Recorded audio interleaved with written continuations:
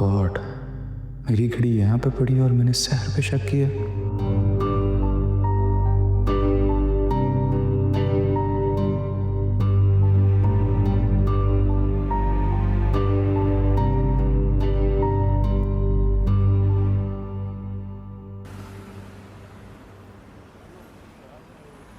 हाय, कैसी हो? ठीक हूँ मैं। यहाँ पे क्या कर रही हो खड़ी होके?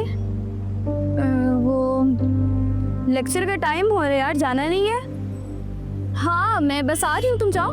अच्छा ठीक है, मैं वेट करूँगी, ठीक है, आ जाना। ओके।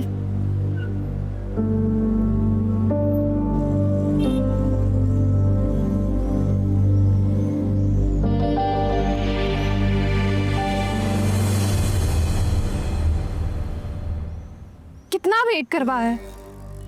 सॉरी यार, थोड़ा सा लेट हो गया। आओ ना, बैठो।